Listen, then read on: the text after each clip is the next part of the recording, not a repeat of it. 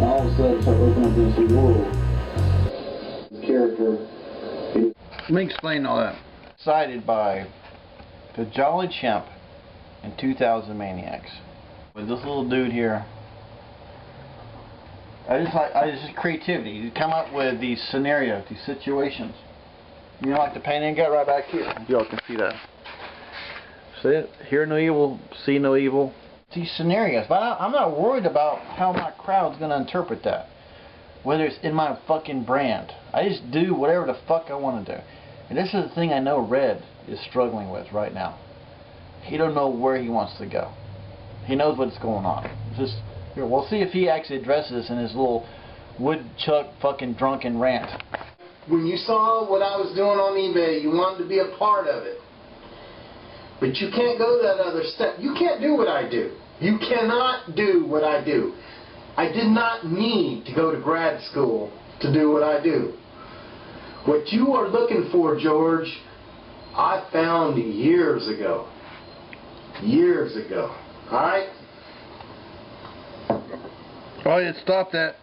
The problem is that Red has his consistent sales, his Soulman Guru Ka, his style. He's believing. He's got the Midas touch. Is what it comes down to. I ain't got the Midas touch, but I'll be damned if the first couple of paintings I make or the first cuddle. Here's I'm gonna explain this to art people that don't know. I'm gonna explain this to the public who don't know shit about this crap.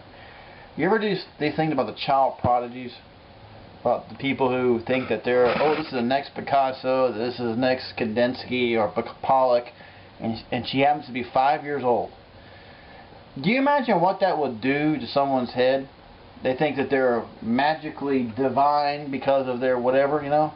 Well, this is what Red's gotten sucked into. He realized that he is an artist, and he makes whatever he chooses to do because of eBay proves it through sales and bids and buyers. It has made him valid as an artist, rightfully so. He is an artist, but you have to realize that there's a shitload of artists out there. And it's like saying, it's like you always parallel this back to when I was in grad school. Let's talk about grad school a little bit. Grad school had a shitload of artists in there who they'd make this minimalist, decorative, modernistic shit. And they would sell it for $1,500, way more than no folk art fucking idiots. They sell it for more than that, and they would sell the stuff to interior designers. They sell it to architects, corporate art buyers. They just want to make sure they had the stats to prove who they were as an artist. And they thought they thought that this is it. I am now a legitimate blanky blank. But as soon as they deviated off of that one style, they got fucking hammered. But it ingratiated. But I started thinking, like, well, what kind of artist would sit there and do scribbles or make poor painting and cut it back as minimal? This is a minimalist aesthetic. You know, they would say it doesn't matter. I sold a $1,500 painting. Fuck you. You know, so what kind of creativity is this? You have a whole line of. That's really great. You made rolled paintings. You rolled out artwork on a painting, and you have these stripes. Doesn't matter. They sold a shitload of work. That's what it all counted. Well, where's the creativity in this? What's the wealth and legacy of your art career as a person? How fucking long can you actually deal with this for 2 or 3 years? And you don't realize you want to do something else. You better watch out, because as soon as you establish a market value for this style, there's going to be carriers, dealers, whatever it says. If you do something else, we may not like you. And I know it. And luckily, there's this dude, there's an artist, what the fuck was his name? Mark something, who just jumped around a lot, you know. That's the postmodern shit. Postmodern stuff is like, they want to jump around and do shit.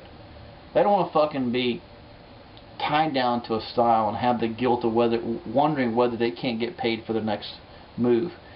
And as much as Red wants to guilt me into the reality that I fucked this up, it doesn't make any difference. The private and the public. People Oh, he's there. That's that woodchuck beer he's drinking right there. It's technically Traitor. well, public as having your name listed in the Skype conversation we had about entertainment, and he was like, bugged by his term entertainment. I don't think it's still following using the word. See, he don't listen to me. He just doesn't fucking listen. He can't deal with it. Yeah, we're really entertaining this handful of characters who really like you watching us. Oh, that's right. Drink that woodchuck. I think it's That Vermont beer. He's getting drunk on that damn Vermont beer. Small club. from internet saved. Vermont beer. What is that? No, it's actually that's the Red Bridge. Or damage Never mind. the reputation as time goes on. In our professional life, or that might be professional life. He's talking about his professional life. Professional entertainer. And Red saying this is some of my good stuff. I don't ever put my good stuff on eBay. Well, you're right, because it doesn't really fit stuff. What the fuck you laughing about? Really good shit. What are you talking about? I don't put my best stuff up. Everything I put up on eBay is my best stuff. Let me It don't explain have to something. be my biggest paintings. We both like the regionalist crap. Thomas Hart Benton. There's a whole bunch of them. I forget now. So it's funny that Red would mention him, you know, because of the way he paints and stuff like that. And okay, well, back to what I was saying. The expressionist, the credo, is that when you start getting into like really hyperly contemporary crap, anything you touch and do sort of becomes a document to who you are as an artist. And so, and it gets really confusing because it's when people buy stuff and you sell something at a gallery or you sell something at a show, you have this range of stuff and you go, well, this one was different. Some people say, well, that's your good or bad. Well, you don't know. It's just different. And then you think, that's really stupid. But then it's actually the one that sells. You get a mixed reaction from a whole range of work that you make. You know, you can make something that's really, you know, I can have someone look at any of these pieces and, you know, say this is some of the best things in the world. You know, I can have someone, you could take this, turn around, and go, there'd be some damn critic go, oh wow, that's genius. I'll give you $5,000 for it. You know, you just get basically the summary. You get a whole range of reactions. And what develops is you get this what I call the expressionist credo, where anything you do and touch is part of your poetics of your artistic character, and it's just the whole entity, you know. And that's sort of influenced by, I guess, going to school or going around art crowds or presenting a show or an exhibition of work. And what is your best? Well, that just takes refinement to develop. Now, let's get back to what with Red. See, Red's style is, in my opinion, an expressionistic style to the degree. He refined it a little bit, but it's not. We're not talking old masters here. We're not talking refined Thomas Hart Benton type. Something is not my best work. And the thing is, I know that too. Sometimes I put it up anyways, just to see, you know. Well, you know, it's like fishing. Is this bait gonna work? They never change their work. You can go to a craft fair and buy a Missionary Mary Proctor painting, the same painting that you bought 2 years before. R.A. Miller, Howard Fenster, all of those, they're craft folk artists. And there's nothing wrong with that, but I'm not that kind of artist. Let's talk about that right there. See, that is that thing I told you about, that style.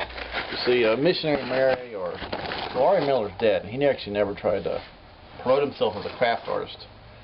He just did whatever he could in his style, the limitedness of his talent. Missionary Mary, I don't really know her that much, you know, familiar with her. I've seen her style. She has definitely a reoccurring style look. Now, could she ever break out of that? I don't know. You know, some crafters just don't have the capability to do that. They're not doing that, you know. But I would say, don't think that's totally unique to the crafter zone. I would bet you in the most hyperly contemporary zone, it ain't no damn different. It's not that they lack talent, it's just that they're more intimidated by the market dictating to them that this is your brand. Missionary Mary has a brand, and she sticks to it, you know. If she's successful, you know. So I would say, well, Red, what is your brand? And what is my brand, you know? I don't know, but I know I have a style and you can't escape it, and that's ultimately what it comes down to.